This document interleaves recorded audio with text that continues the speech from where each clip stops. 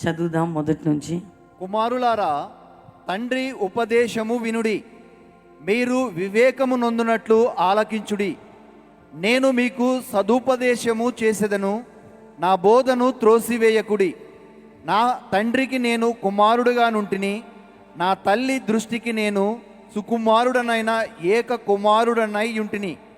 ఆయన నాకు బోధించుచు నాతో ఇట్లనెను, నీ హృదయము పట్టుదలతో నా మాటలను పట్టుకొననిమ్ము.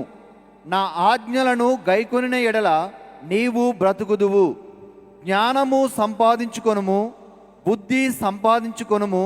నా నోటి మాటలను మరువకుము, వాటి నుండి తొలగిపోకుము. నెక్స్ట్ వచ్చిన జ్ఞానమును విడువక ఉండిన ఎడల అది నిన్ను కాపాడును. జ్ఞానము సంపాదించుకొనుటయే జ్ఞానమునకు ముఖ్యాంశం. నీ సంపాదన అంతయు ఇచ్చి బుద్ధి సంపాదించుకొనుము.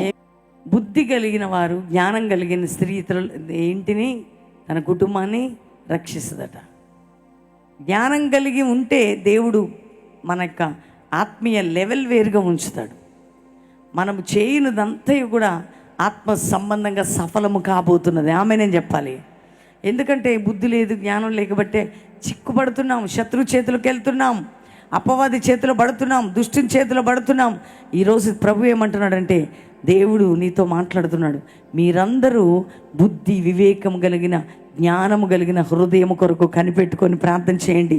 దేవుడు అదే మీకు ఇవ్వబోతున్నాడు. లైవ్లో ఉన్న వారందరూ అడగండి, యేసయ్యని స్వరం విప్పి ప్రార్థన చేయండి.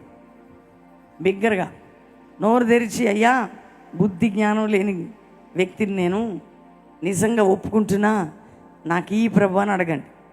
గట్టిగా బిగ్గరగా ప్రార్థన చేయాలా.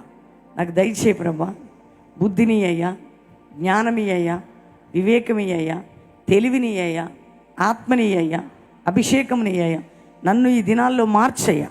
ప్రార్థన చేసుకొని మీకోసం నేను ప్రార్థన చేస్తా. ప్రభు, ఎంతమంది వాక్యం విని వారి జీవితాలు నీకు సమర్పించుకుంటున్నారు. బుద్ధి వివేకము కలిగిన వారిగా మమ్మల్ని మార్చి, మేము నేర్చుకుంటున్న వారమే, నేర్చుకున్న వారం కాదయ్యా. మమ్మల్ని ఆ సత్యమందు నడిపించి ప్రతి విషయంలో నీ కృపని మెండుగా మాపై చూపమని యేసు నామములో అడుగుచున్నాం తండ్రి. ఆమెన్.